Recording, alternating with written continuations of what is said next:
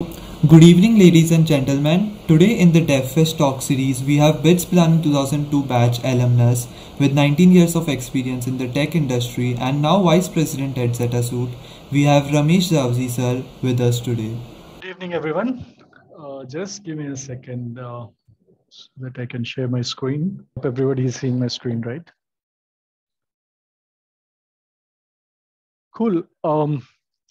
I'm so happy to be back and interacting with the college folks. I know it's virtual, but I still feel nostalgic because in my mind, I'm still talking to a bunch of folks from BITS Pilani.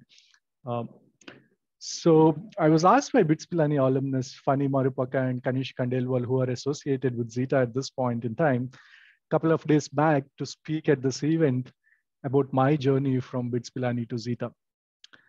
And then I wondered, why would you be interested in my journey? What association will you have in that journey? And then I was thinking, should I talk technology? We keep discussing technology day in and day out. Probably some of you know better than me. So I thought I'll focus mostly on college stuff where you folks can easily associate and my learnings from that journey. So some of that is generic college stuff. Some of it is BITS specific and some of it is Pilani specific. I know this is a mixed audience and most of you are from BITS Pilani Goa, or probably some of you are from BITS Pilani. But I still will say some of the things that are relevant for Pilani, and I hope you guys are fine with that. Right? So I'll start with time duration little prior to BITS, and then we'll get into the BITS journey. So I did my schooling till 10+2 in a city called Vijayawada in Andhra Pradesh state. And I used to cycle 16 kilometers a day within the city. And I thoroughly enjoyed cycling at that time. Now it feels so hard. So after getting my 10+1 results, school administration called me and mentioned that I got good marks. And if I study well in +2 as well, I can get admission into BITS Pilani. So that's the first time I heard of BITS Pilani as an academic institution. I didn't know about existence of such a college of such eminence. So the lesson that I've learned from this experience was, you don't have to know everything. If you're surrounded by well-meaning people, good things will happen to you. So that's the lesson I learned from this experience. And then I got decent marks in +2 as well, and I got admission into BITS Pilani. Because it's such a faraway place and I had never been out of my hometown, my parents were a bit skeptical and I was a little scared because, as I said, I had never been out of my hometown. So we started gathering contacts who are studying at BITS Pilani. So we got few contacts. Then I started talking to them. Some people encouraged me to go to BITS Pilani or to come to BITS Pilani, and some of them scared me. But I still took the plunge and decided to join. So the lesson that I've learned there is the world will always have multiple opinions on almost any topic. Gather the information and make your own choice. That's the lesson I've learned from there, because if you go asking for opinions, everybody will have an opinion. And different people have different opinions. So gather all that information, process it, make your own choice. That's the lesson I've learned from that experience. And then after I decided to join BITS Pilani, it's a long journey from my hometown. It's 30 hours on train from Vijayawada to New Delhi. And then from New Delhi railway station to ISBT, Interstate Bus Terminus. And then we had to take a bus, Haryana Road Transport bus. So both my parents came along with me for admitting me into the BITS Pilani. Both my parents did not know any language other than Telugu. So they stayed with me for, I think, 1.5 days. And then they said, okay, you take care of your own and we're going to go back. I was really worried. I was quite worried while sending them back from Pilani to Vijayawada. I was wondering in my mind, how are they going to manage all these parts of the journey from Pilani till my hometown without knowing any other language other than Telugu? And they managed quite well and reached home safely. They got a bus. They went to the Pilani bus stand. They got a bus. I don't know what they communicated. They got a ticket to Delhi. They got down in ISBT. I don't know how they managed to get an auto to the railway station. They got a ticket to Vijayawada. And once they got into the train, I think it's just about spending the next 30 hours to reach Vijayawada. So the lesson that I've learned from this experience is our parents are much better at navigating the world without much education than we think in our minds.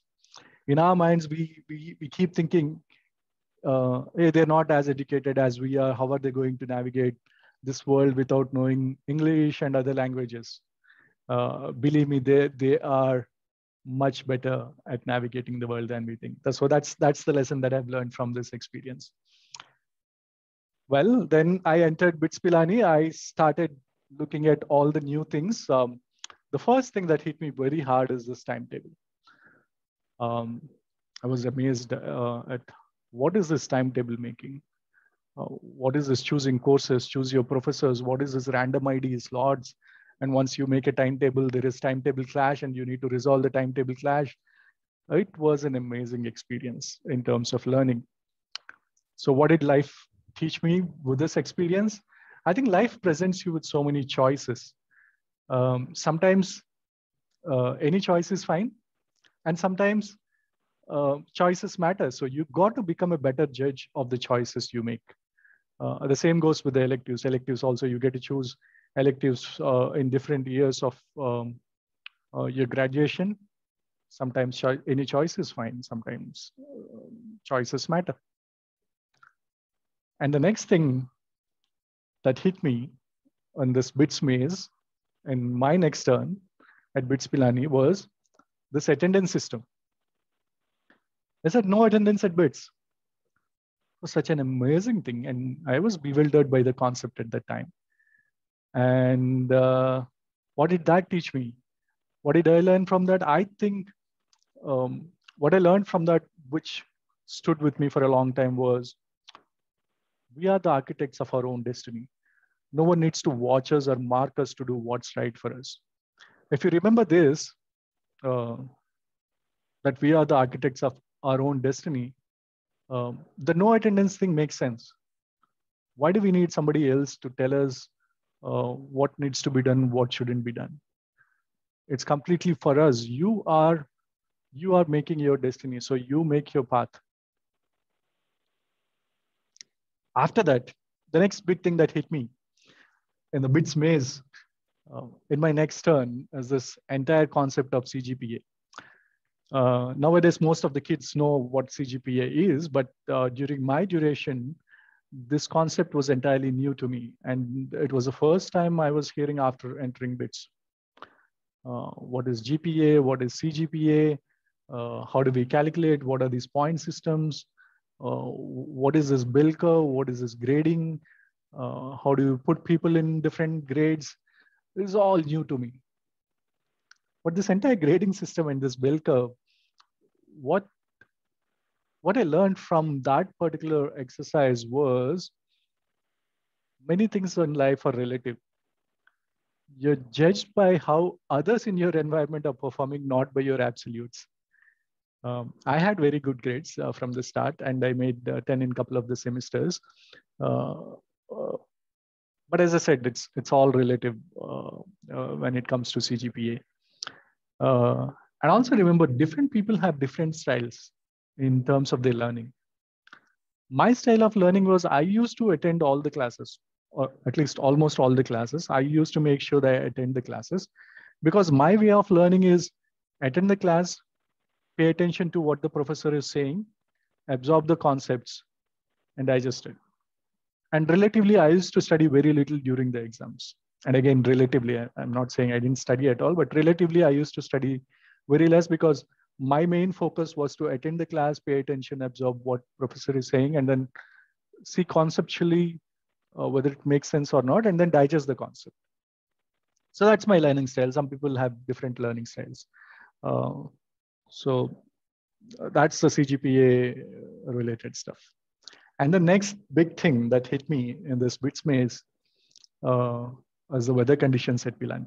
So this particular experience is Pilani specific. So BITS Goa students, I don't know how the weather or climate at BITS Goa is, but I think BITS Pilani students would be able to relate to this one. Pilani has extreme weather conditions. It goes to 50 degrees centigrade plus during summers, and it is sub-zero during winters. Sometimes Pilani records the lowest temperature in the country. So having experienced that, what it taught me was you get to learn to stand extremes. You get to learn to be resilient. So resilience is what these extreme conditions taught me, right? And then now, till now, I talked about navigating the BITS maze, and I wanted to talk about one experience which I would put it as BITS amaze. I was amazed by some of the things at BITS Pilani when I entered the campus. I think that was the first time I saw a computer so close and operated on it in our IPC. And that has become a major part of life ever since. I think the picture that you're seeing is one of the pictures from IPC. I grabbed it from Google. I hope it's Pilani IPC Center. And the other thing that amazed me was the Param 10,000 supercomputer. The picture to your right is I think is a picture of Param 10,000. I think it was India's first supercomputer, and it was donated to BITS Pilani by Government of India. And we used to look at it with awe when we were walking through the corridors, watching Param 10,000 through those glass windows.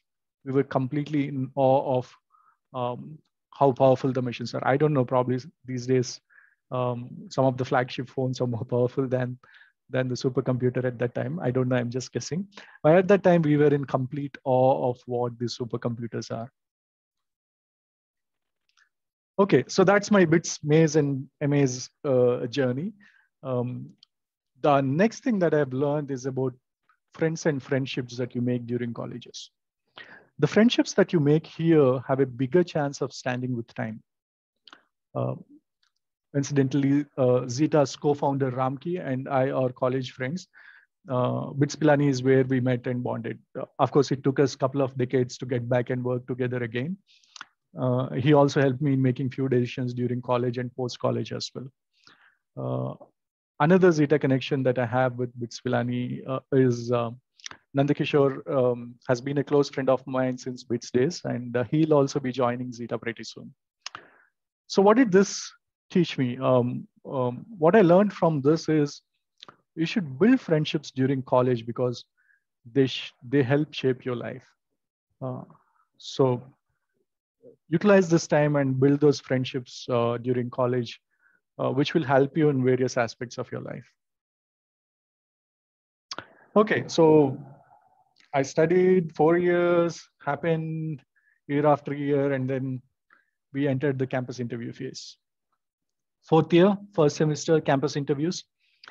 I was able to secure 2 offers in campus interviews as both the companies interviewed simultaneously. I got offers from both Sapient and Juno Online. And I chose Sapient and dropped Juno. That was the decision I made at that point in time. And you know what happened after that? Yes, 9/11 happened. And I'm from that era and batch where after 9/11, the entire climate was very uncertain. And most of the companies, I think it's not specific to India, most of the companies across the globe, the companies started rescinding their job offers. They were either canceling or they were non-committal about the offers they made during campus interviews. So Sapient also deferred their joining dates. Fortunately, it didn't cancel the offer. It just said, we don't know when we'll be calling you to join us. And I didn't have Juno offer anymore. And I was a little nervous at that time. But finally, Sapient decided to call me to join them in Gurgaon office. Now it's called Gurugram. So Sapient is my first job. And it's an amazing culture. And there are amazing people there. I got superb managers and mentors. I'm really grateful to them. And they helped me in shaping my career in my initial years. And I've got really fond memories. Remember, you'll always have very fond memories with your first company because that's where you get molded and your career gets shaped. And I worked across the Gurgaon, Delhi, Gurgaon, NCR region, right now called Gurugram. I worked in London for some time, and then I worked in Bangalore now called Bengaluru. I worked across these 3 locations for around 5 years, and I thoroughly enjoyed my first job. So the lesson that I learned from this experience is be very careful about your first job, because it's a first job that molds you as a professional. So money is a factor, but check other things as well before you join your first company. Check its culture, check its people, because it's one of the important steps that you take in shaping your culture. And after I joined Sapient, my first project at Sapient was for Harvard University. And we were building an amazing 350 plus screens applications, which is used for end-to-end workflows related to grants management at Harvard University. It's been nearly 20 years, and I still remember some of the screen numbers and screen names. So I worked in the education sector for Harvard University. And then I worked in the energy sector for British Petroleum. And then I worked in the finance sector for Royal Bank of Scotland. And personally, I felt finance is one of the most interesting domains to apply technology and solve problems. And I've been working in this domain for the past 17 years. So that's my experience at Sapient. I thought I'll just add one tidbit about Java and my name Javaji, because when I mentioned this in one of my introductory sessions at Zeta, Rafi is one of the other friends from BITS Pilani. He said that's a nice tidbit, so I thought I'll share it with you folks as well. So though C was my first programming language, and that's what we used for most of our assignments in college, Java was my first programming language to be used in the professional setup. I was considered so good in Java and its ecosystem in the first decade of my career. People thought my surname Javaji was because of that, and it's not my real name. No, I got that surname by birth, and Java as a programming language has got nothing to do with that. I thought I'll share that thing because it's a little funny, and it's a little interesting because of the name that I have. Then after 5 years at Sapient, I had to move to Hyderabad for a few reasons. One of the reason was Bits and Friends. My Bits and Friends, most of them were located in Hyderabad, and they've been calling me to come to Hyderabad and settle over there. There are other reasons as well, but Bits and Friends was one of the reasons. So I quit my first job at Sapient and joined D. E. Shaw at Hyderabad.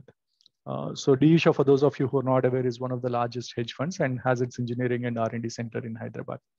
So I've been with the D. E. Shaw group for around 15 years. From 2006 till 2015, I was with D. E. Shaw India, and then D. E. Shaw had a spin-off in the name of Arcesium, where whatever tools, products, modules, platforms they have built that were being used by D. E. Shaw were made product/platform, and they started selling it to other hedge funds. That's how Arcesium was formed. And as part of that spin-off, I moved to Arcesium. The other lesson that I've learned during the COVID times, right, is it's kind of realization for me, because I started observing people during COVID times, and I was amazed at the human resilience and elasticity. The ability of humans to adjust to situations and adapt is great. I'm sure each one of you would have seen this in themselves and people around them, because when you get this big a challenge, the human potential and the capacity expands to this much. And if the challenge gets bigger, the human potential or the capacity also gets bigger. So I'm amazed by this elasticity of human potential, and that's a great thing for us as humanity. So in terms of roles, in terms of hats that I wore during my 2 decades tenure, I was a project lead. I worked as technical architect. I was director of engineering. I was also chairperson of the technology architecture group, both in D. E. Shaw as well as Arcesium. I was a business unit head. I was also part of the operating committee that handles running of Arcesium offices across India. So those were some of the roles that I played over a period of time. And then Zeta happened. So when I was getting too comfortable with my job at Arcesium, late March, I think, is when Ramki called me and said, Javaji, we as in Zeta opening an office in Hyderabad. Would you like to join us? And then we discussed for around 2-3 months. And I finally decided to join Zeta. And that's how Zeta happened. It's only a month since I joined Zeta. I joined Zeta as vice president, and I'll be heading the Zeta office in Hyderabad location, in addition to heading a couple of verticals at Zeta. So I'll spend just less than a minute talking about Zeta's vision, because there's something which I felt an amazing thing for Zeta, as well as for whoever wants to know about Zeta. The vision statement of Zeta is accelerate the world towards invisible payments. Just think about it, how grand that vision is.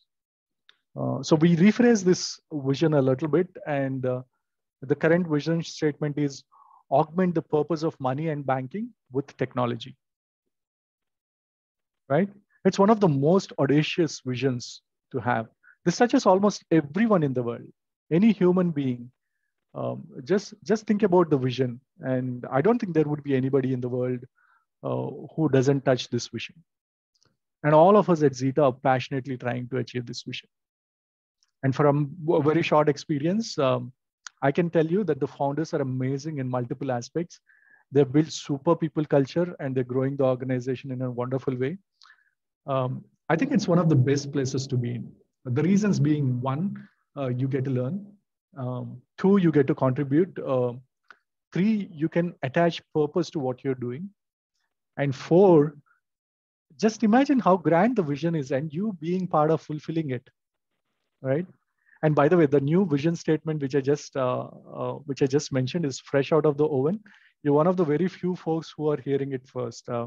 Probably not everyone in Zeta also read the new vision statement. It's as fresh as it can get.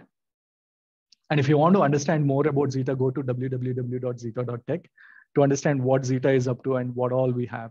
I'm sure it'll still up your enthusiasm to be part of Zeta. Cool. Those are the lessons that I've learned during my journey from BITS Pilani till now. There are a few more lessons which I thought I should share with you guys. Again, as I said, these are my lessons. Some of them might be relevant to you, some of them might not be, but you can choose and pick what you think is relevant for you. So the other lessons that I've learned in my experience are, one, money is important in life, but I try not to make it the center. So I keep it that way. I understand money is very important and it has a role to play, but don't make it the center of everything that you're doing in life. Second lesson, do what is right and the results will follow. You always don't, I mean, you should have a sight of the end goal, while at the same time, do what you think is the right thing to be done, and results will automatically come. And the third thing, be a continuous learner and keep experimenting. This is one of the things that you should definitely have for progressing in your career, and just being alive with interest. If you're a continuous learner, your life will still be interesting. Otherwise, after a while, if you're doing the same thing and if you're not learning anything, it becomes a little boring, right? And the fourth lesson is very important. At least personally, I feel it's very important if you're growing to be a leader. It is have genuine interest in growing people around you. When I say genuine interest, don't always think about how will I benefit if I grow this person. Sometimes you benefit by helping that person grow. Sometimes you don't. So don't think about the effects of growing a person, but just have a genuine interest in growing the people around you. Okay. The last and final lesson I'm going to share today is, it's one of the things I wanted to instill in my kid, is it's okay to be wrong and fail as long as you have the right intent. The intent is important, and it's perfectly fine to be wrong and to fail, but make an attempt as long as your intent is right, or as long as you think your intent is right. Cool. That's all, folks. That's all I have for today. And I hope you're able to relate to some parts of this story. And I hope it helps in your life in some way. I wish all of you the best in life, and take care. And thanks for giving this opportunity. All the best.